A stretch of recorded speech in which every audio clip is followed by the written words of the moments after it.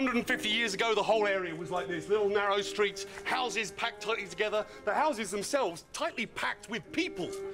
Who were these people? People displaced from the centre of town by the building of the railways, the Jewish immigrants who were moving into the area, but also people were moving into the town from the countryside.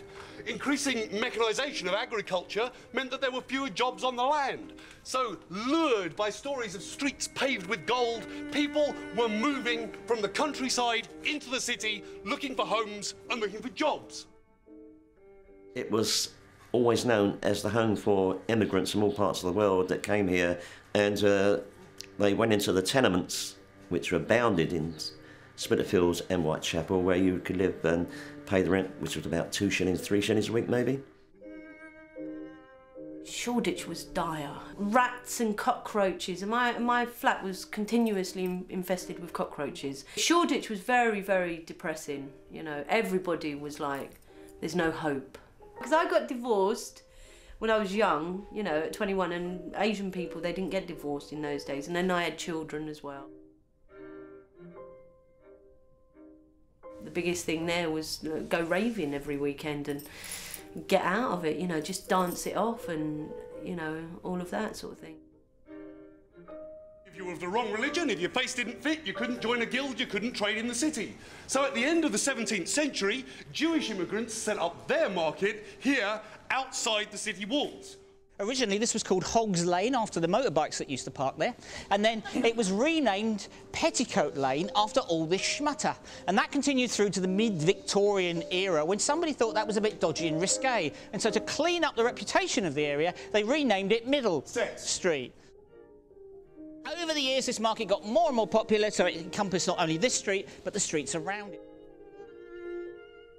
Trimmings people, tailors, cleaners, pressers, anything to do with the schmutter trade was down Toynbee Street.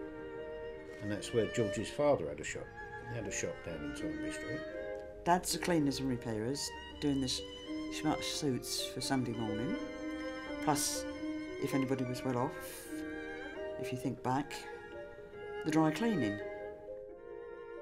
It was basically all second-hand clothing, but they used to send it away, press it, do what things had to be done, and turn them out for the lane on a Sunday morning.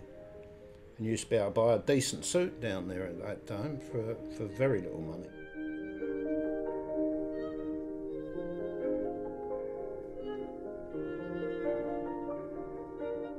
We're now standing opposite Spitalfields Market, and the whole area gets its name from St Mary's Fields. In medieval times there was a priory here, St Mary's Hospice. Around the hospital there were fields, the Spitalfields, and into those fields farmers would come from out of London to sell their produce to the people of the town, who would leave their walls and come out into the fields to buy it. It became quickly established as a major fruit and veg market. Over the years it grew and grew, eventually a royal charter was granted and it became London's main wholesale fruit and veg market. You had the brewery, you had the market, you had the flower market. You had thriving businesses around here. You had all the porters in.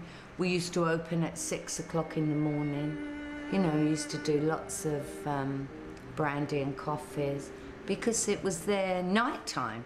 They used to start work at 9 in the evening and go right through. You know, sometimes right through for a couple of days. All they did. But at that time it was really down with, if you said to somebody, I live in Spitalfields, they would say, where? But if you say to them now, I live in Spitalfields, they'd say, do you really? My God, how wonderful. You see how that's how attitudes change. And of course, as we know, that we got to the stage now where you need to be a millionaire to live in Spitalfields.